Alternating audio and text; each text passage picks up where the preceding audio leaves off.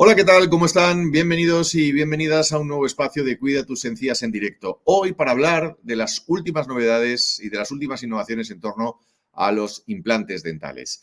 Yo les recuerdo siempre que este proyecto de Cuida tus encías en directo está enclavado bajo el proyecto Cuida tus encías, cuidatusencías.es, la página web de la Fundación de la Sociedad Española de Periodoncia y Osteointegración, cuyo objetivo básicamente es el de divulgar y acercar la realidad y la importancia de la salud bucodental y de todo lo que envuelve a ese ecosistema en un lenguaje que ustedes puedan entender, en generar contenidos y mensajes que ustedes puedan entender y que en un momento determinado les ayude a poder tomar una decisión.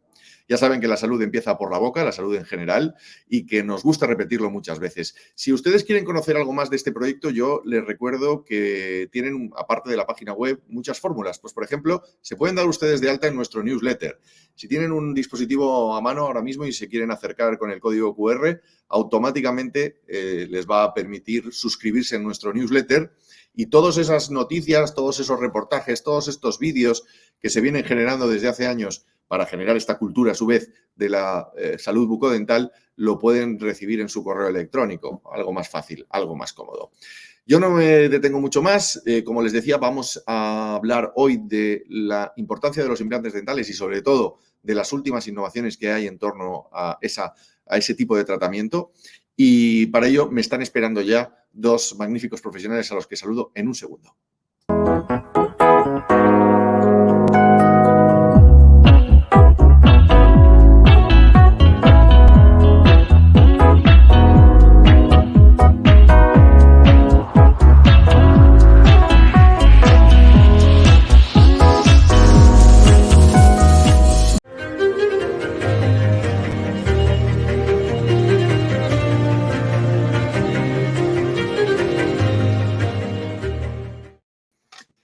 Y ese segundo pasado ya los tenemos aquí.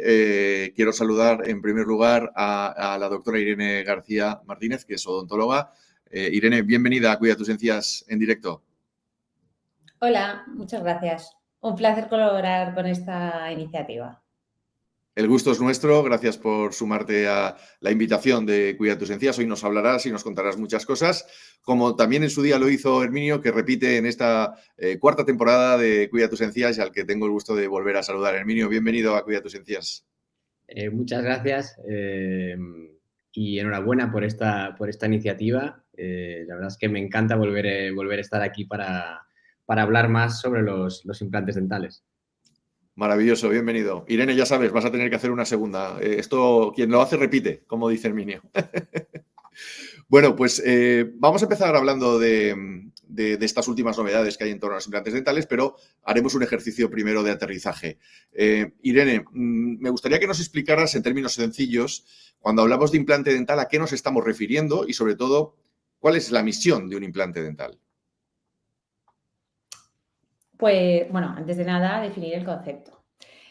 Como muchos sabrán, un implante dental es un dispositivo médico que está especialmente diseñado para reemplazar la raíz de un diente perdido.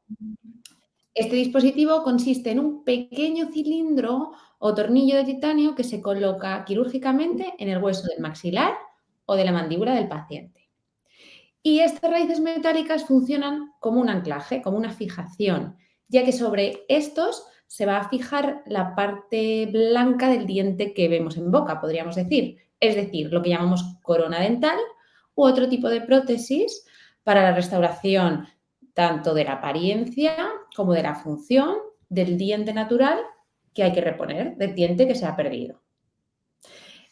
Cuando perdemos un diente, por diversas causas, como pueden ser la caries, la periodontitis, por bruxismo o por ejemplo, un traumatismo o un accidente que podamos tener, un inconveniente, es fundamental reponer estos dientes en un periodo de tiempo relativamente corto, ya que de no ser así, la situación podría derivar en una serie de complicaciones. Y estas complicaciones podrían tener un impacto negativo tanto en la masticación como en el habla, así como en la estética dental del paciente, la estética bucodental y facial. Por tanto, los implantes a día de hoy proporcionan una solución que consideramos duradera, que consideramos estable y bastante conservadora, por ejemplo, con el resto de dientes del paciente, ya que frente a otras técnicas no requiere del tallado de estos dientes vecinos para la fijación de las coronas o prótesis en boca. En cuanto al paciente, por lo general este tipo de intervención simplemente requiere de anestesia local y de unos sencillos cuidados posoperatorios. Luego se pueden dar una serie de escenarios. Todos estos escenarios dependen de varios factores que iremos comentando y en función del número de dientes ausentes o perdidos se podrían diferenciar o plantear varios escenarios básicos. Es decir, podríamos reponer una raíz metálica o una pieza para un solo diente perdido. Sin embargo, hay casos en los que se necesitan reponer varios dientes. En este caso, se pueden combinar de forma que actúen como soportes de un puente fijo.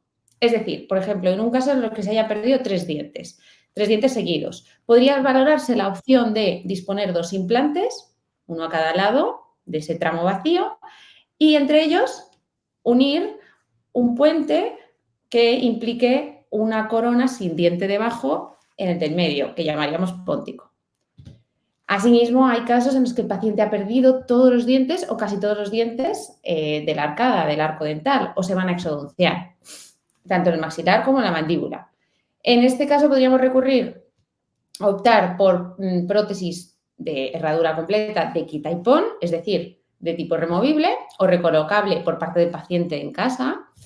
Y para ello podríamos disponer de una combinación de entre 2 y 4 implantes. Y podría resultar suficiente para que esto incremente la retención y, por tanto, la comodidad del paciente.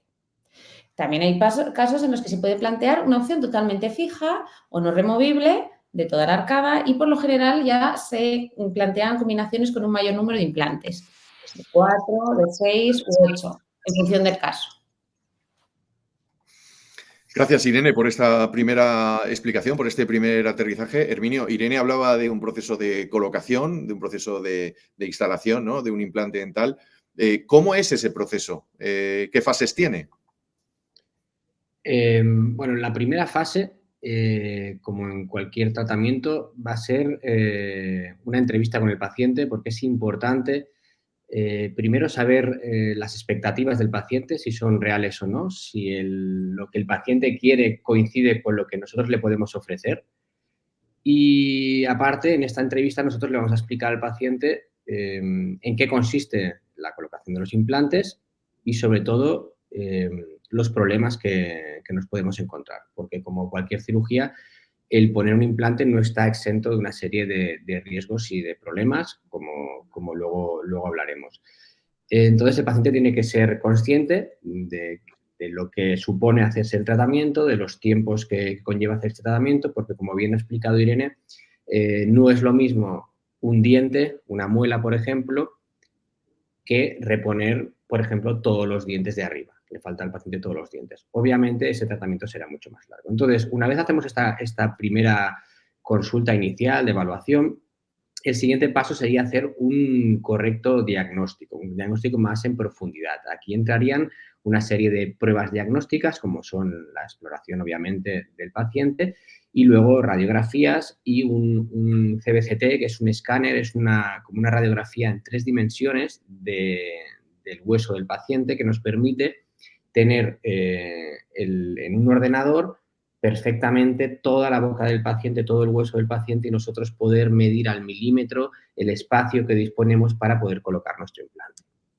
Una vez hacemos estas pruebas complementarias y tenemos un diagnóstico y una planificación, es decir, decidimos dónde vamos a colocar los implantes, el siguiente paso sería la cirugía, colocar los implantes en la boca del paciente. Para ello también hablaremos luego de las últimas innovaciones que tenemos disponibles, pero básicamente lo que vamos a hacer es esa planificación que nosotros hemos hecho, llevarla a la boca del paciente. Y con las nuevas tecnologías lo que nos van a permitir ser más precisos, que esa planificación sea muy, muy, muy parecida o prácticamente idéntica a la ejecución que vamos a hacer en el paciente. Una vez colocamos los implantes, va a depender del caso, obviamente, pero para resumir un poco, estaríamos hablando de un tiempo de espera para poder colocar el diente de unos entre 2 y 3 meses. En función, si es en el maxilar superior, serían 3 meses, si es en la mandíbula, serían 2 meses, como norma general, suponiendo que tengamos suficiente hueso. Y sería un tiempo de espera para que el implante se integre dentro del hueso. Como bien ha explicado Irene, cuando nosotros colocamos el implante en el hueso, el implante es un tornillo que va enroscado dentro del hueso, la gran mayoría de los implantes. En el momento de colocarlo, el implante entra de manera mecánica, o sea, se queda fijo en el hueso simplemente porque es un tornillo que se enrosca en el hueso. Pero ese no es el objetivo. El objetivo es que ese implante se integre, el hueso se pegue al implante. Entonces, eso requiere un tiempo de espera. Y durante este tiempo de espera, el implante no se puede mover, porque si el implante se mueve, podemos tener problemas y perder el implante. Entonces, ese tiempo de espera es imprescindible para pasar a la prótesis, o sea, poner el diente final. Suele ser, como digo, 2 o 3 meses, pero en casos más complejos podríamos estar hablando de 6 o 8 meses. Si hay que hacer injertos de hueso, se podría, el caso, dilatar mucho en el tiempo. Una vez que el implante ha pasado este tiempo de espera, que se llama tiempo de osteointegración, el implante se integra en el hueso, ahí es cuando pasaríamos a la parte final del tratamiento, que es tomar un molde para hacer el diente final sobre el implante.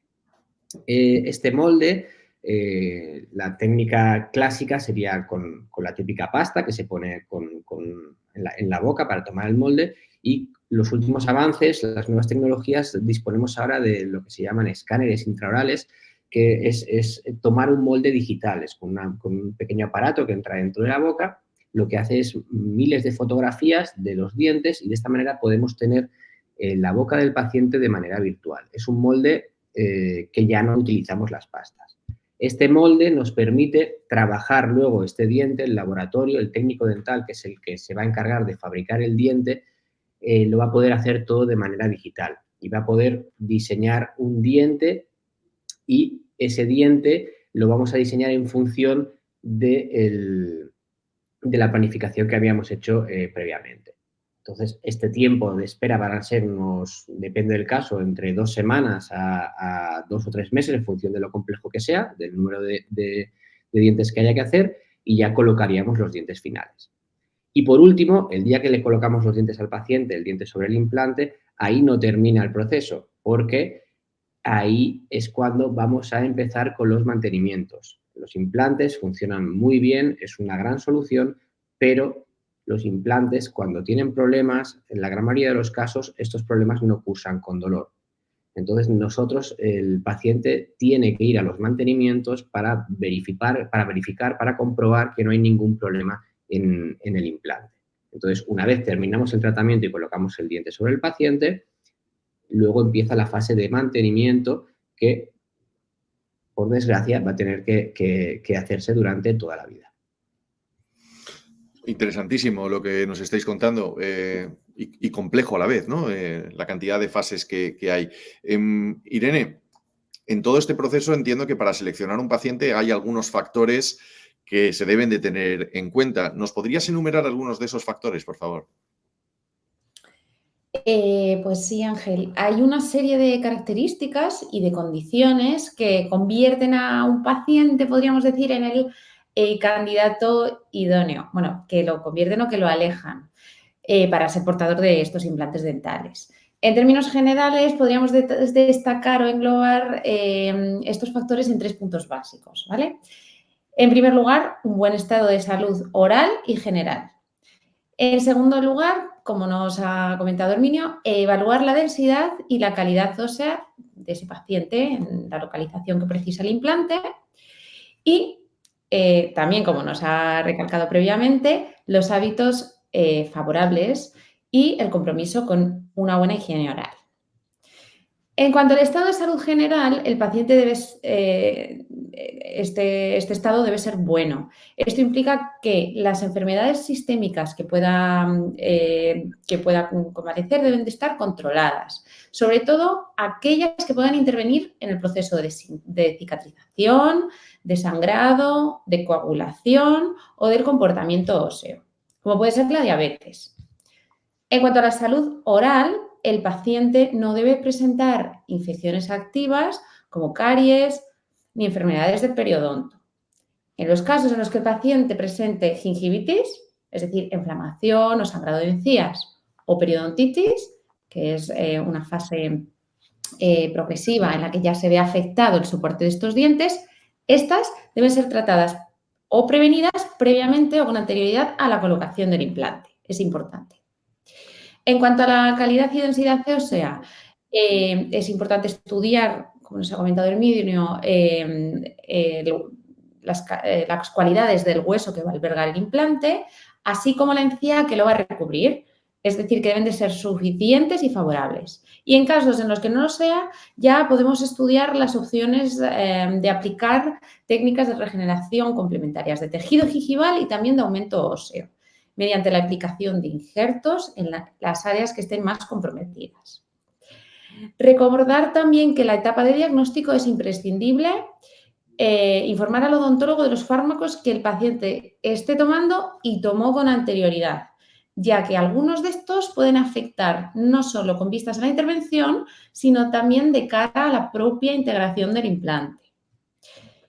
Y también importante en cuanto a los hábitos nocivos o perniciosos como el tabaco se deben evitar. El tabaco es un gran enemigo tanto de la dentición natural como de los implantes, ya que afecta potencialmente de forma negativa en los procesos de cicatrización y fijación del implante.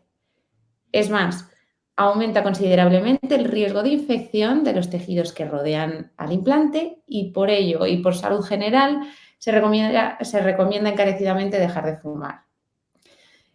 Por último, recordar, como ha dicho Herminio, que los pacientes deben completar una higiene oral rigurosa, así como acudir a las visitas periódicas pautadas por el odontólogo. Y estas son todas acciones encaminadas a disminuir el daño potencial de las bacterias que suponen un riesgo para la viabilidad a largo plazo de estos implantes. Irene, permíteme que te haga una pequeña pregunta. ¿Y cómo se alimenta en esas fases previas? ¿La alimentación de una persona es normal? ¿Puede comer de forma normal? Evitando, evidentemente, todos estos factores de riesgo, pero ¿la alimentación suele ser normal o hay alguna alimentación pautada? Bueno, además de lo que puede suponer la propia alimentación para el buen estado de salud general previo, dando por hecho que el estado de salud es óptimo o está al menos controlado, sí que es verdad que de cara a cuidados postoperatorios, como bien recalcas o indicas, es importante que siga una serie de pautas, una serie de pautas en cuanto a la alimentación sobre todo en las próximas semanas. Este tipo de alimentación debe ser preferiblemente blanda, tomar alimentos blandos y tomar alimentos más bien fríos. A medida que pasa el tiempo, el proceso de curación, de cicatrización madura y el riesgo de que haya algún movimiento, vamos a decir, o infección, pues va disminuyendo. Entonces, el paciente poco a poco puede ir restableciendo la alimentación, incrementando un poco la consistencia de los alimentos y la temperatura. Muchas gracias, Irene. Es que era una duda que me asaltaba cuando he escuchado por primera vez a Herminio hablar de las fases y los procesos y después cuando tú comentabas el tema de los factores. Herminio, vuelvo a ti para preguntarte por el implante en concreto y sobre los materiales que se están utilizando, ¿no? Comúnmente en la fabricación de estos implantes dentales y sobre todo las ventajas que puedan tener, porque al final ese proceso de osteointegración del que hablabas entiendo que es muy a tener en cuenta en función del material, ¿no? que estamos introduciendo en la boca. Exacto. Básicamente, la gran mayoría de los implantes son de titanio. Hay una alternativa que sería el circonio, se usa bastante menos que el titanio, no está para nada generalizado y es una buena opción, es una buena alternativa para pacientes alérgicos al metal, al titanio. En cuanto al circonio, como el tema de la osteointegración, los avances no van tanto en el material en sí, sino en cómo tratamos ese material. Es decir, el circonio, el titanio puede ser pulido, o sea, brillante, por ejemplo, como un metal con un acabado brillante, que es como eran los primeros implantes que se hicieron hace 40 años, o bien lo que se ha ido viendo es que si a este titanio nosotros le generamos una rugosidad, lo hacemos muy rugoso, cuanto más rugoso sea este metal, más superficie hay para que el hueso se pegue. Entonces, la tendencia es hacer materiales, los implantes de titanio muy rugoso para que aumentar esta superficie de integración para que haya una mejor osteointegración. Lo que se busca básicamente es disminuir estos tiempos de integración de los que estamos hablando, ir en ello. Estamos diciendo que hay que esperar un tiempo para que el implante se integre en el hueso, pues se está intentando trabajar sobre la superficie del implante para que este proceso sea más rápido. También con superficies bioactivas, es decir, el implante no solo se le crean rugosidades, sino que también se le aplican pues, diferentes tipos de soluciones bioactivas para que cuando colocamos el implante en el hueso, pues acelerar este proceso de integración. Destacar que hay un apunte, que es que cuando nosotros hacemos el implante muy rugoso para que el hueso se meta por dentro del implante y se integre mejor, cuando tenemos algún tipo de problema en el implante y el implante, por lo que sea, es colonizado por bacterias, estos huecos pequeños que hacemos para que el hueso se meta, también sirve para que se entren las bacterias dentro. Por lo tanto, una vez se colonizan y entran las bacterias dentro de estos huecos, es muy difícil limpiarlo. Por eso se está ahora también fabricando e investigando, incluso ya hay en el mercado, implantes que son híbridos, es decir, que la primera parte del implante es lisa, pulida, y luego la parte más profunda, por ejemplo, es rugosa para que se ancle mejor en el hueso. Entonces, a medida que vamos viendo los problemas que se van generando en los implantes, pues vamos intentando pues adaptarnos y buscando soluciones, sobre todo para eso, para que haya una mejor osteointegración, sea más rápida y que luego este implante sea más fácil de que esté en salud en la boca durante más tiempo. Gracias, Herminio. Irene, Herminio hablaba de un factor de riesgo, pero me lleva a preguntarte por en general en todo este proceso qué factores de riesgo hay y sobre todo de qué manera los identificáis y los podéis solucionar. Pues, Ángel, la implantología se puede decir que es una de las técnicas quirúrgicas más fiables. Aproximadamente el 98% de los implantes se integran con éxito. Sin embargo, claro, no está exenta de algunos riesgos que pueden estar asociados. ¿Qué pueden incluir? Pues tanto la infección de las áreas de colocación del implante, el fallo de la osteointegración que nos ha comentado Herminio, la invasión de las estructuras colindantes durante o posterior a la colocación de los mismos. Sin embargo, estos riesgos también cabe decir que son raros o prácticamente excepcionales. Pueden ser prevenidos en gran medida en las fases de planificación. Por ejemplo, la infección en el área de colocación puede desarrollarse en los casos en los que la carga bacteriana nociva o patógena que hay en el medio oral, en la boca, no haya sido previamente reducida en el paciente. Esta infección también puede desarrollarse cuando las condiciones o cuidados postoperatorios no hayan sido los adecuados. Por eso es tan importante recalcar de nuevo las medidas higiénicas y las visitas de control. La prescripción de fármacos de tipo antibiótico, antimicrobianos y los colutorios específicos que recomiende el odontólogo, así como una buena higiene oral por parte del paciente, van a hacer que disminuya en gran parte este riesgo. También es importante aclarar que no existe el rechazo per se de un implante dental, propiamente dicho, como el que se pudiese dar en un órgano que está trasplantado en un paciente. No obstante, como hemos dicho, se puede producir un fallo de anclaje, un fallo de integración o caso del implante, y esto puede surgir en las fases iniciales del tratamiento. En ocasiones, como ha dicho Herminio, el paciente no presenta molestia, en otros sí que es más evidente y en este caso, al no soldarse el implante, se procede por lo general, el odontólogo procede de forma que remueve este implante, descontamina, limpia la zona y posteriormente, en la gran mayoría de los casos, se puede reintervenir la zona y colocar de nuevo un implante nuevo para poder reactivar o reintentar este proceso. Es bastante común y suele ser predecible. Perdón. Entonces, los pacientes no deben preocuparse si estas problemáticas son detectadas a tiempo, ya que por lo general la resolución es relativamente sencilla. Por tanto, minimizar estos riesgos es prioritario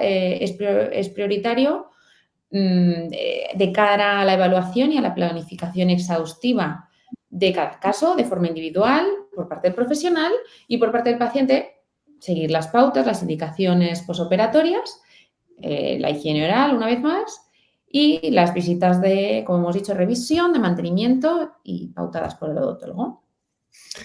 Gracias, Irene. Estamos en directo, en este Cuida tus encías en directo, hablando con los doctores Irene García y Herminio García sobre la terapia o el tratamiento de los implantes dentales. Y uno llega a la conclusión, escuchando, de que estamos hablando de técnicas muy modernas y técnicas muy avanzadas. Y por eso te pregunto, Herminio, porque has mencionado en una de tus intervenciones todo el tema de la planificación tridimensional, los modelos 3D.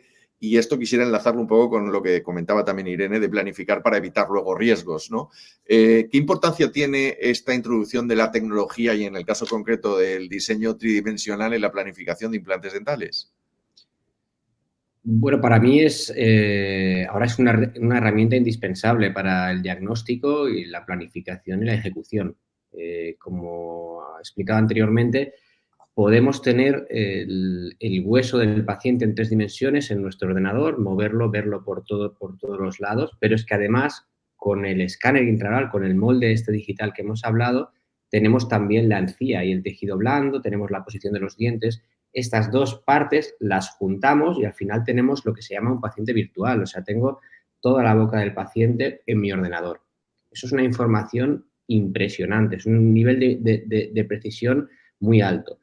Los que hemos empezado hace muchos años colocando implantes, que no disponíamos de todos estos avances, nuestra capacidad diagnóstica ha aumentado exponencialmente. O sea, ahora mismo, como digo, podemos saber exactamente el tipo de implante que necesita el paciente, tanto de longitud como de diámetro.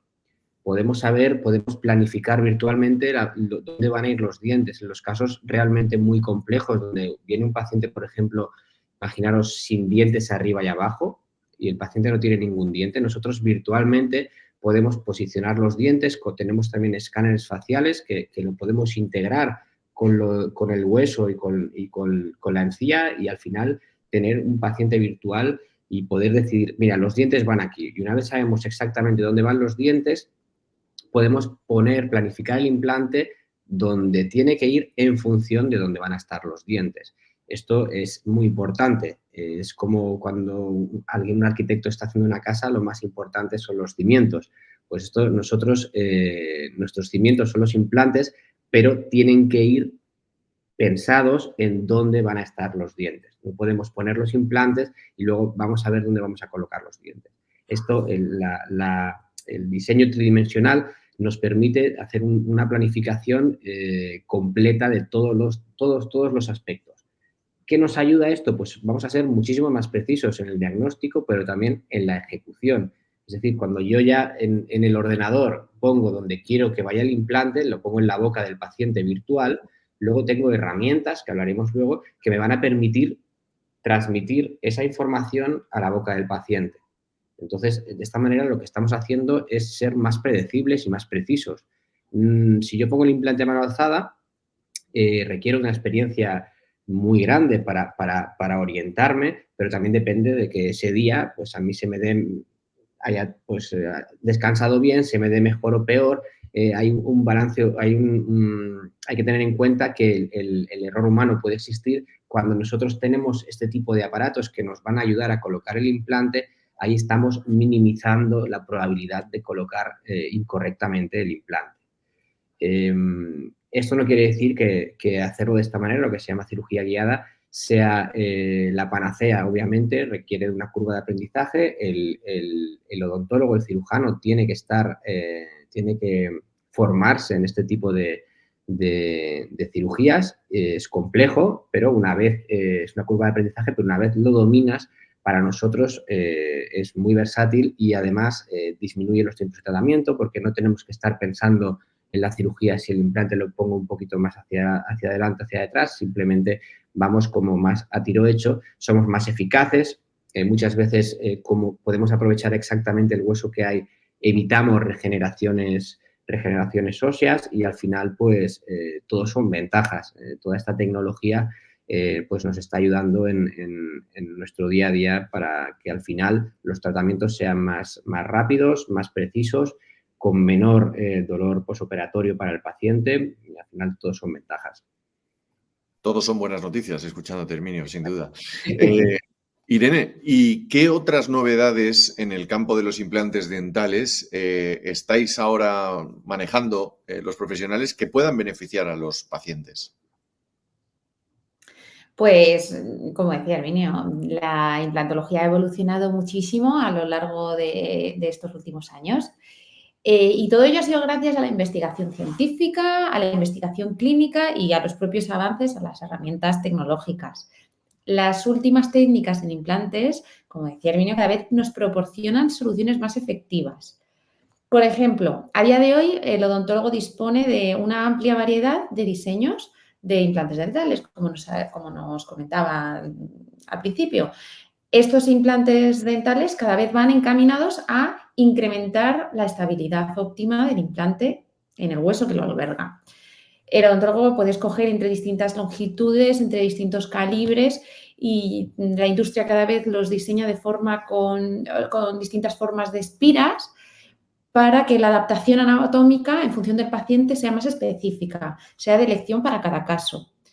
También, como también nos adelantaba Herminio, se han ideado una serie de sustancias con propiedades bioactivas para el tratamiento de estas superficies, para mejorar esta adhesión y así favorecer la unión del hueso y evitar la reabsorción del hueso a lo largo del tiempo.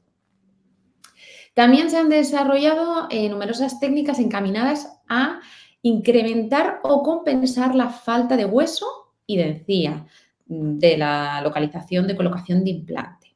Estas técnicas se han ido refinando a lo largo del tiempo y optimizando. Para ello se utilizan biomateriales como membranas o injertos óseos, que a menudo pueden ser sintéticos y cada vez ofrecen mejores prestaciones y mayor capacidad de integración con el propio hueso del paciente o los propios tejidos del paciente. También es interesante contar con la posibilidad de obtener plasma rico en factores de crecimiento a partir de la sangre del propio paciente. ¿Para qué? Para extraerlo y aplicar esas propiedades, las propiedades de esos factores, en el área, en la localización de intervención del implante, y para ello con el fin de disminuir o facilitar la cicatrización de esa localización. Por otro lado, y como también apuntaba Herminio, son muy destacables los avances en radiodiagnóstico, en programas de planificación 3D y en escáneres de digitalización intraoral, porque estos proporcionan una información anatómica, como nos explicaba Herminio, muy valiosa y muy detallada, y permiten que simulemos el tratamiento, como bien ha explicado, individualizado de cada paciente. Gracias a todos estos avances científicos y tecnológicos, se hace también posible que podamos, en algunos casos, ofrecer al paciente la opción de cargar sus implantes de forma inmediata o temprana. ¿Qué significa eso? Podemos, en ocasiones, ofrecer al paciente que se coloque la corona o la prótesis prácticamente en el mismo día o durante las primeras semanas desde la colocación de la raíz del propio implante. Y básicamente todas estas técnicas tan innovadoras permiten una recuperación más rápida del paciente, una estética y función óptimas y una mayor personalización y para adaptarse a las necesidades individuales pues, que requiere cada paciente. Insisto en el concepto que decía antes, Herminio, yo creo que como sociedad tenemos un gran desconocimiento con respecto a cómo ha evolucionado toda esta terapia que estáis utilizando los profesionales sanitarios, ¿no? ¿No tenéis un poco esta sensación cuando os acercáis o los pacientes se acercan y les explicáis todas estas opciones y estas novedades? ¿No hay cierta sorpresa? Pregunto, desde el desconocimiento. Sí, bueno, claro, también depende de las experiencias previas que tengan o de lo que le haya comentado el vecino. Como sabemos, esto está evolucionando muy, muy rápido. Igual un paciente se ha puesto un implante hace 10 años y en estos últimos 10 años hemos evolucionado muchísimo, sobre todo por todo lo que estamos comentando, ¿no? Los avances digitales nos permiten ser más rápidos y más específicos. Si bien es cierto que ahora con Internet los pacientes suelen estar bastante informados.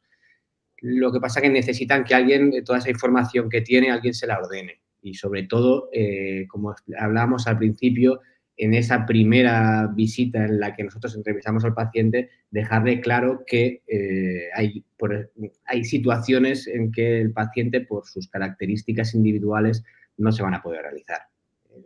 Poner los dientes, o poner los implantes y poner los dientes el mismo día sobre estos implantes, pues va a requerir que el paciente tenga una disponibilidad ósea determinada, que tenga unas funciones masticatorias determinadas, entonces una manera de morder. Entonces, no todo vale para todos los pacientes. Pero todo lo que estamos hablando de diagnóstico, de planificación, esto sí que vale para todos los pacientes y nos permite algo muy importante que es individualizar cada caso. Hasta el punto que llegará un momento en el que haremos piezas individuales en un futuro, seguro, que haremos piezas individuales o implantes individuales para el caso concreto de cada paciente. Estamos terminando y me gustaría haceros una ronda final a modo de resumen, muy breve, con los conceptos en cada uno de vuestros dos casos, Irene, Herminio, con los que queréis que nos quedemos. Si nos van a plantear o estamos ante una terapia de implantes dentales, Irene, ¿cuáles serían los consejos que tú les darías a los pacientes, así a grosso modo? Bueno, pues en primer lugar les diría que es muy importante que los pacientes hablen y pregunten a su odontólogo. Pues para que se produzcan todo este proceso de forma correcta, como os lo estaba explicando, y para que pregunten acerca de las opciones de tratamiento disponibles para determinar la mejor opción en su caso particular, como hemos hablado, y así que el odontólogo pueda aplicar la técnica o herramientas disponibles que sean más indicadas para ese caso. Y en tu caso, Herminio, ¿cuál sería un poco estos deberes que nos tenemos que llevar o estos consejos que nos habéis dado hoy? Bueno, básicamente creo que está todo dicho. Al final, pues eso, que los pacientes tengan claro que lo que son los implantes dentales, lo que suponen, es decir, no hay nada que sea como un diente, como el diente del propio paciente. Entonces, que tengan claro que los implantes requieren un mantenimiento y unas visitas de control y son muchas veces más complejos de limpiar que los propios dientes. Por lo tanto, los pacientes tienen que tener claro que es una grandísima solución. Para mí es la mejor solución para reponer un diente ausente, pero que requieren de un compromiso por parte del paciente, de mejorar la higiene. Antes hemos hablado del tema del tabaco, muy importante, y al final eso, es un compromiso que tiene que aceptar el paciente.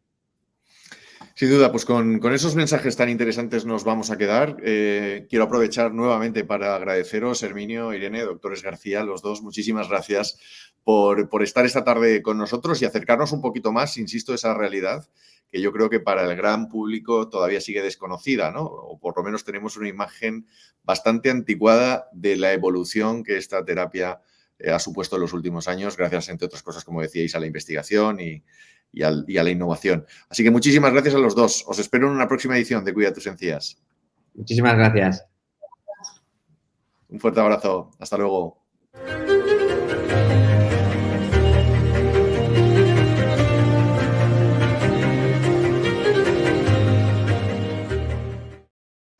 Interesantísimos. Como siempre, estos Cuida tus encías en directo, de los que un servidor aprende, pero vamos, semanalmente. Así que les invito a seguir aprendiendo con nosotros, a conocer un poquito más sobre la salud bucodental y sobre la realidad que envuelve nuestra boca y todas las opciones que tenemos para poderla mantener sana y funcional. Les espero en un próximo capítulo de Cuida tus encías en directo. Muy buenas tardes.